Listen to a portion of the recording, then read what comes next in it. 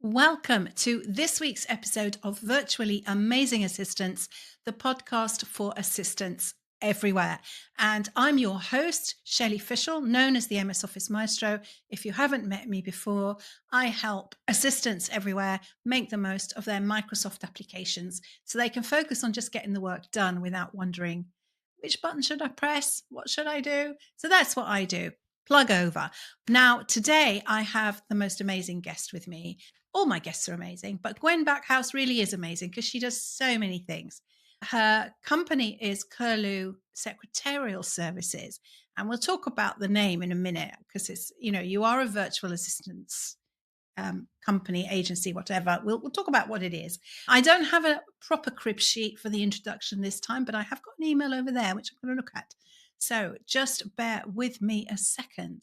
So Gwen is also an award-winning virtual assistant, and she's got over 11 years in the VA industry, which is built on a foundation of 24 years in business admin. So she really likes doing the admin.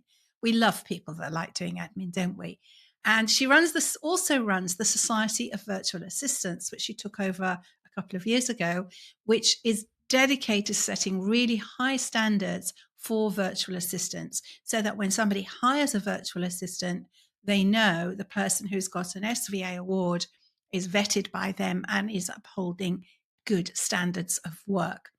She also has her own business, Curlew Secretarial Solutions, where she delivers personalized support, empowering her clients to focus on what truly matters in their businesses. She's also the co-founder, I mean, it goes on and on and on, of the Northeast VA Conference, which brings virtual assistants together annually to connect, learn, and grow. And they have a nice program and all sorts of things. She's known for her collaborative spirit and generous and genuine dedication. And she is a respected advocate and leader within the virtual assistant industry. And I just heard a few minutes ago before we came on air that Gwen's also speaking at the PA show. When this episode airs, the PA show will be in the dim and distant past because this one is going out in June. Although we are recording this, just so that you know, you listeners, on the 20th of January. So that will give you some context about what we're talking about. But as I've said in previous episodes, I'm really blessed to have so many wonderful and amazing guests who want to talk to me. So let's go on. So Gwen, what did I miss? I think you've pretty much got it all there. So yes, yeah, there's quite a list there, isn't there? It's not Yeah. till somebody puts it all together I realise quite how much there is. But Yeah. yeah, you've got it all. Yeah. Yeah. It's one of those things, isn't it? We don't give ourselves credit for what we do. We think we don't amount to much and we don't do nothing, that kind of Mm, imposter syndrome bit. But actually, when you sit down and look at it, you realize you do achieve a lot. You do achieve a lot. yes, So yeah. tell our listeners about your journey from being a PA, 24 years in business Mm, admin, and then deciding to become a virtual assistant or virtual secretary, PA, whatever you want to call it. And why yeah. Curlew Secretarial? I think I know Okay. the answer, but hmm I'd like you to elaborate on that. No problem at all. So my journey as a PA to VA. So I had my daughter quite young, my eldest daughter. I was 20 when I had her, and I was working as a nurse at the time and not particularly enjoying nursing. It was something I kind of fell into really. So I wasn't happy doing what I was doing, and we there was a friend of the family, lovely guy called Richard Morrison, and his wife was teaching business admin at the college, and I love all things stationery and offices. And, when I was a child in the supermarket, you would find me in the stationery aisle. That's where I would be. And Ditto. he was like, "Why don't you come along to college? Do a business admin course, see if you like it." And I did. I absolutely adored it. I loved everything admin. I mean, back then there was more paperwork than there was digital work, but I'd learned how to type and how to deal with softwares and all of the kind of secretarial side of things as well, and ended up working as a doctor's receptionist and an audio typist for a good few years. And I loved it. I really loved it. And so I kind of progressed really in that. We moved to Suffolk. I ended up working as a PA for a lady who worked in occupational health. And we got to the point, it must have been, gosh, I was about 35, and I was like, I love doing this work, but I just want a bit more freedom. I want to be there for the children. They were young teens at the time. Oh, yeah. And I thought, right, I'd heard of this VA business and I'm thinking, what is this? Let's learn more. I had a friend who'd spoken to me about it. So I did quite a lot of research. I finished my job in October half term, and in February, I felt I'd probably researched enough and I'd better get on with it. Yeah, you can go down the research rabbit hole, can't you, and Yes, never you actually do can. You very anything. much Because can. researching can be such fun. This is it, it can, and I did get a bit lost in that. I didn't do any VA training because, to be honest with you, I didn't realize it was out there. So this is back in very late 2013, early 2014. So I just threw myself into it, and I was lucky enough to be supported by our Rural Growth Network, who at that time had a massive load of EU funding, and they were training people up in things like WordPress and how to run a business and how to set your prices and what have you. So I was really lucky in that I had a business mentor through that as well, and they were able to support me in growing my business. And then I was lucky enough to find the virtual assistant industry through the Northeast VA conference, or I think it was the Northern VA collaboration, and started meeting people in the industry. And that's when things started to flourish.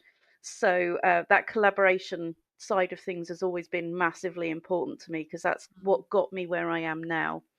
But the business name, Curlew Secretarial Solutions. So when I started my business, we were living in the depths of Alston Moor in the North Pennines in a tiny, tiny little village called Garrigill, and our house backed onto a hay meadow.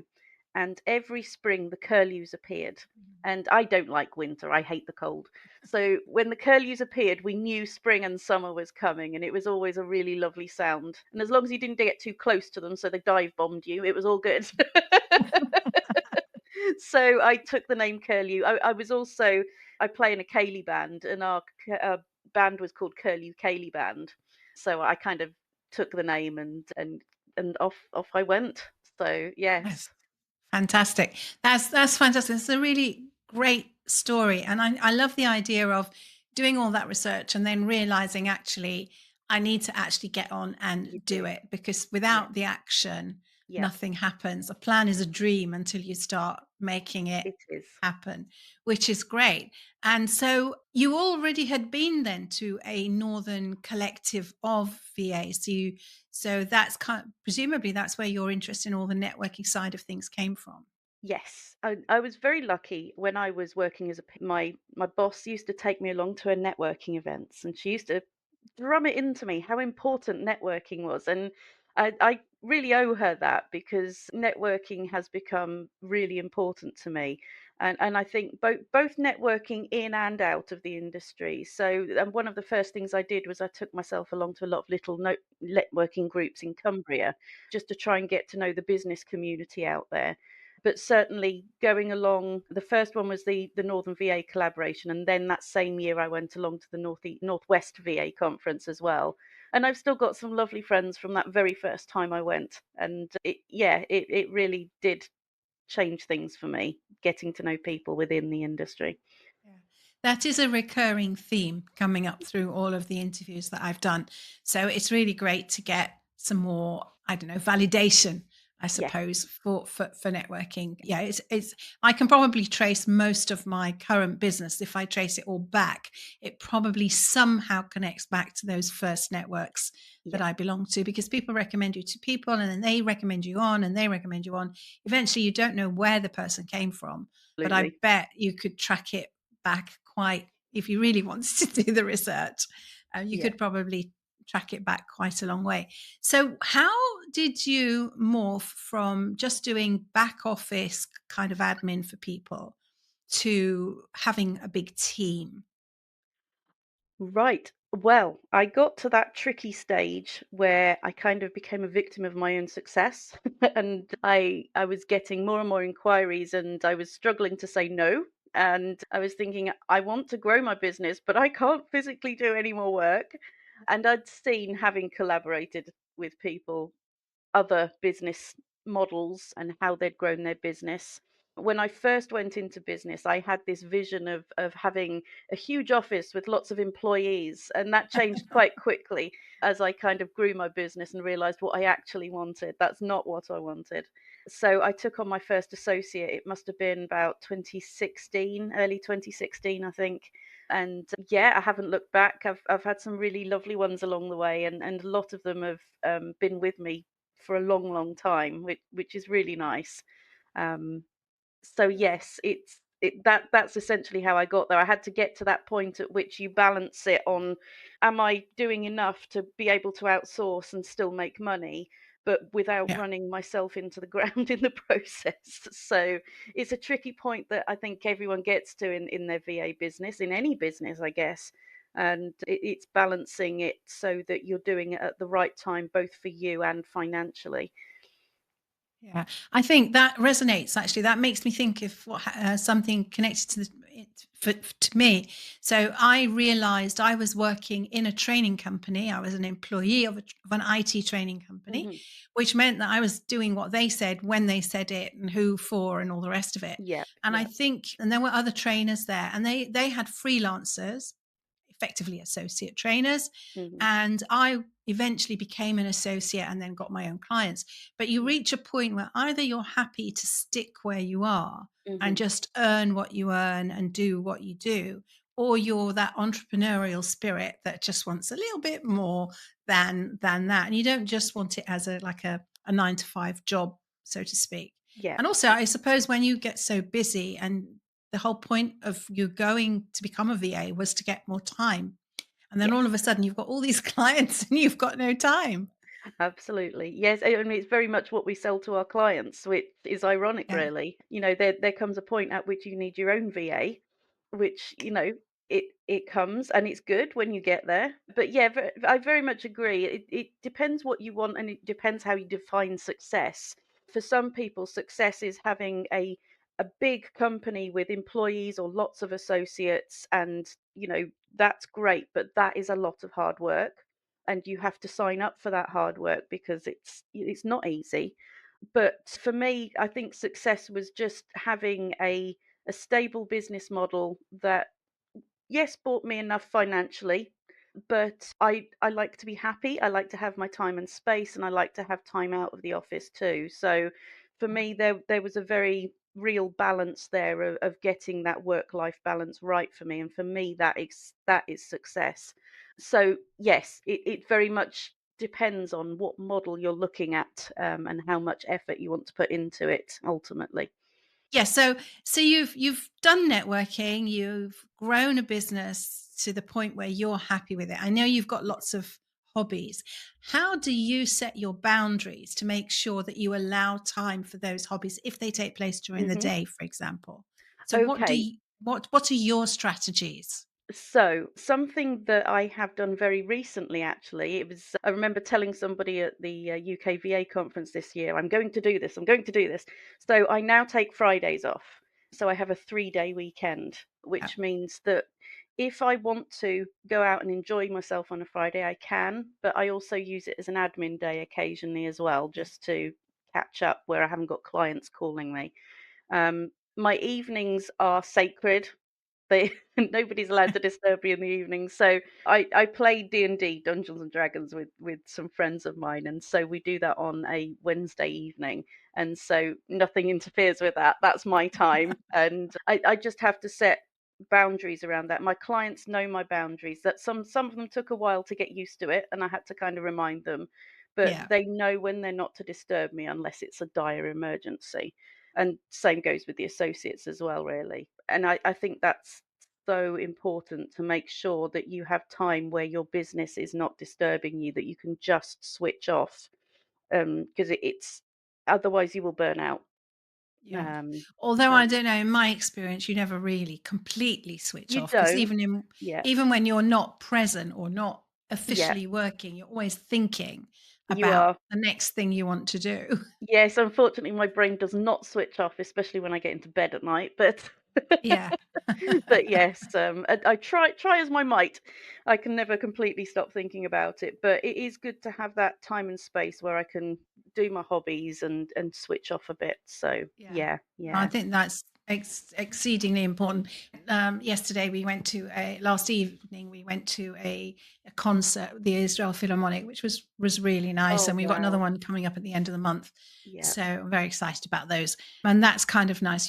When you're listening to music, whichever type of music it is, that's the one place where I yeah, find I really do manage to switch off because I'm focused. I yeah. was really focused on the way that the orchestra was playing, Mm, as opposed to the music. I mean, I was enjoying the music, but I was watching yeah, the orchestra and yeah, seeing how all the different parts work together, and the yeah. conductor and how he was interacting with them. And it was just fascinating. It I used is. to play the clarinet as a child. So I Okay. was very interested to see when the clarinet section came in, or the wind Yeah. or the brass. And yeah, it was really nice. It was Oh, that sounds Brahms and wonderful. Mendelssohn, if anybody's interested in what Oh. we were listening to. I didn't know the pieces. I'm not an aficionado.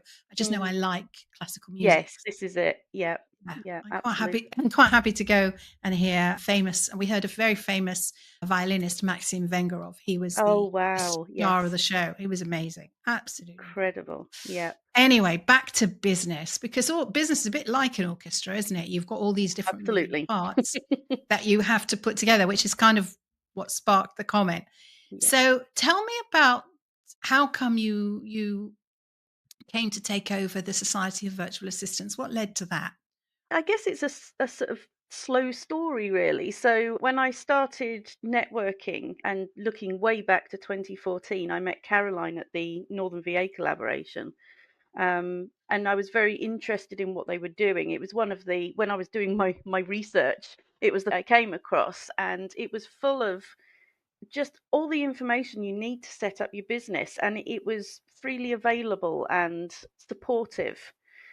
And so, as I grew my business and I started engaging more with the VA community and realizing how much everybody else found it of benefit as well, and getting to know Caroline, I offered to help with more bits and bobs. Me and Caroline tended to agree on quite a lot of areas.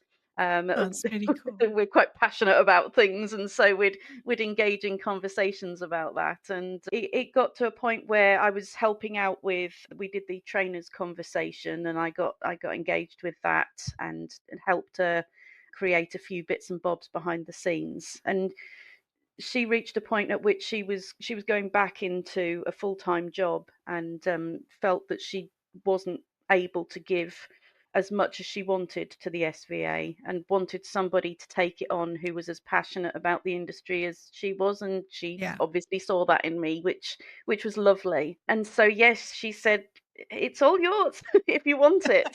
So yes, I took it on in March 23 it was, and I am loving it. I absolutely love running it. I meet So so many incredible virtual assistants, and I love the way you can see the ones that really are passionate about what they're doing, and you watch them go from somebody who's just researching and trying to get all the answers to someone who's running a really successful business and loving life and enjoying what they're doing and really putting their all into it. It's wonderful to see. it's great. So what's involved in running it? What goes on behind the scenes, Gwen? So So that there's a people lot going understand, on. let people understand exactly what you do Yes, for yes. them. So from the front at the moment, it doesn't look like there's a lot going on, but there is, believe me. So I have an advisory board that I set up when I took over. I was very conscious that I didn't want any bias to creep into the way it was run. And when challenges arise, it's really great to be able to call upon a team and say, right, what are your thoughts? How do I handle this? Help.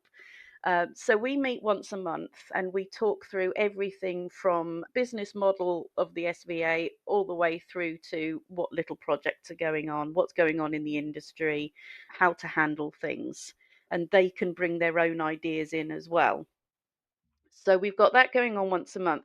We've got a new website coming, which it's due to go live at the end of this month, and Oh, it's looking really good at the moment. I've been very busy. The one thing I could do in December when I was poorly was work on the website, so oh quite a lot of wow. that got done in December. So we're nearly there. I'm just working with the web developers now to get everything or the little bits sorted. So Yeah. that's due to go live soon. That's been a big job.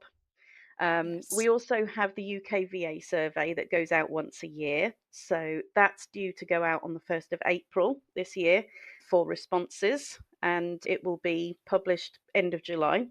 So that's a big job. But this year is the 20th anniversary of the SVA. Oh, wow. That's a So yes, milestone. yes, it is, absolutely. And I suspect this will go out just after what I've got planned, which is Uh-huh. quite exciting. And it's going to take quite a lot of organization so behind the scenes. But I can't give too much away, but I am very, very excited about it. And it's going to be big.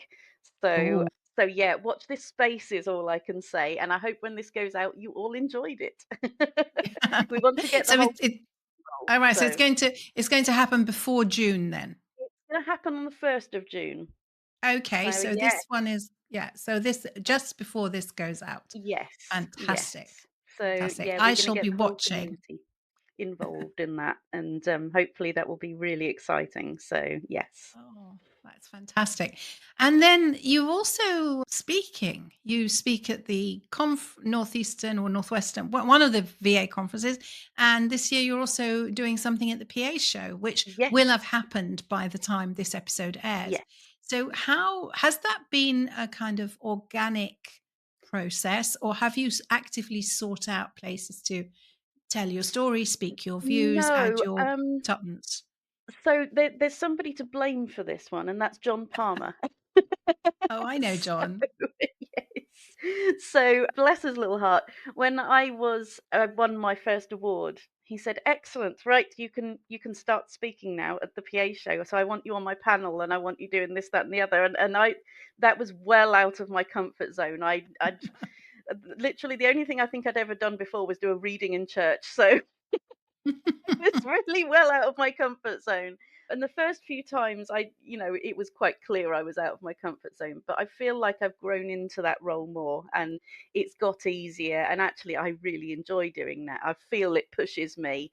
Yeah. And I've got the hang of just speaking to a room full of people and getting that message across. So I can thank him for that because that's not something I probably would have put myself forward for, but it's done me the world of good, and actually Yes. it's paid off because now in my role as running the SVA, I should be out there and promoting the VA industry and speaking to people about that. So yes, yeah, Yeah. No, it is. I mean, it is nerve-wracking the first few times you do it. I mean, when I started, when I was training, we only ever used to have a room full of 6 participants. That was the right, limit at the beginning. Then it got to 8. Now, when it's all virtual, we can have bigger groups. But going in and speaking to a theatre full of people is yeah, still daunting. You know, I'm still nervous. Will my tech work? Will my microphone work? yeah. Will they like what I say? Will they boo me? So I last know year this at the is it. last year at the PA show, the first session I did, which was about Microsoft Loop, which is Mhm. reasonably new, and I had a packed theatre. The theatres hold 64 people, I think. They're the tech Right, theatre, and it was standing room only. There were people sitting on all the wow. chairs, and some people sat on the floor, and the audio was just appalling. It didn't Oh work no. properly, and people were leaving, and they came up to my stand afterwards and told whoever was supporting me, and my niece was supporting me that day. They told Hannah, they said, "Look, Mm. please tell Shelley we left, not because of her, but Oh because we could, because it's silent sound now. It's all headsets, and the yes. headsets weren't working properly, and it was awful." Yes, I But do these, find it difficult sometime but with the silent sound. yeah, It's very hard to gauge what your audience are feeling and their yes, reactions because you yeah, can't hear them and you can't hear what you're putting out there almost. It's interesting. Took me a yeah. while to get used to that. Yeah, it's a really different speaking experience It is, rather yeah. than speaking, on a loud microphone. Yes, But yeah. it's preferable to what happened to me once. So I was engaged to deliver some training for a housing association's away day, and it was at Mhm. Wembley Stadium, the new Wembley Stadium. But it wasn't in any rooms, and they hadn't even put up the dividing walls like they have at the PA show. So it was one big open space Oh with gosh. different areas for the different talks that were going on at the same time. and they didn't have enough microphones. Oh So no. I didn't get a microphone for the first session, and it was in a bar area. So I had all these people, and they couldn't hear me. And I was Oh absolutely hoarse by the end of it. My voice had gone, and I had a second session to deliver. They promised me a microphone for the second session. I can't remember whether I got one, but mm. it's the time when I got the worst reviews. But I had to say to myself, it can't possibly be because of me. No, no, not at all. Yeah. But yeah, it's nerve-wracking, and these things Yes. happen, and they just help you for the next time. Gwen, Yes, it's absolutely. we should start wrapping up. We've been talking for 26 minutes, and I'm Oh trying to gosh. keep them around the 30-minute mark because I don't want to inflict me on all my listeners for too long.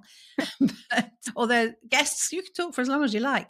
No, it's been great fun talking to you again. And the one thing I didn't ask you about, which actually Mhm. I've just remembered, when I interviewed Gwen for my previous podcast, Virtually Amazing, we were talking about Gwen's Christmas card service. Do you still offer it? I do. I don't advertise it now because I've got quite a lot of clients that just come regularly for it. And if I advertised it, I think I'd be I You'd be would be writing them all wriggling up my own year. success.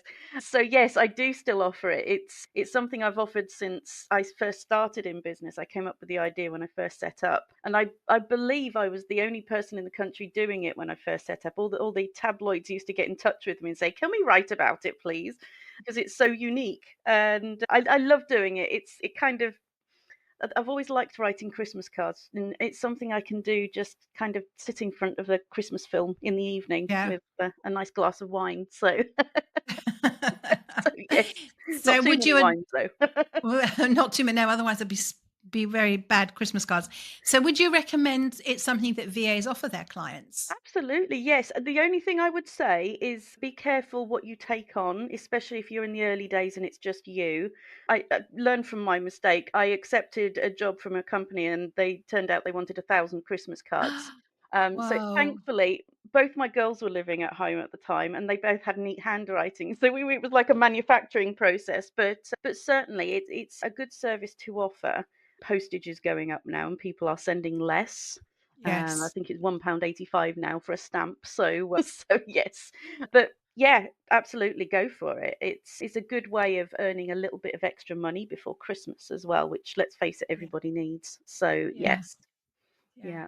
Oh, well, that's fascinating, and I'm glad you're still doing it. So I was curious about that. So it's been going quite a few years with that. And that's amazing. Yes, yes, So I have. Yeah. yeah. So listeners, thank you very much for joining us again today on Virtually Amazing Assistants, the podcast for assistants everywhere, with your host, me, Shelley Fishel, the MS Office Maestro, and the amazing Gwen Backhouse of Curlew Secretarial Solutions, along with the Society of Virtual Assistants and the Northeastern VA Conference and all the other hats that Gwen wears. So I will be popping all Gwen's contact details will be in the show notes. So if you want to get in touch and find out anything, along with, I'll put a link to the SVA website in there as well. And luckily, and hopefully, we'll see the new website soon. It will be very interesting to watch this space. So thank you once again, Gwen.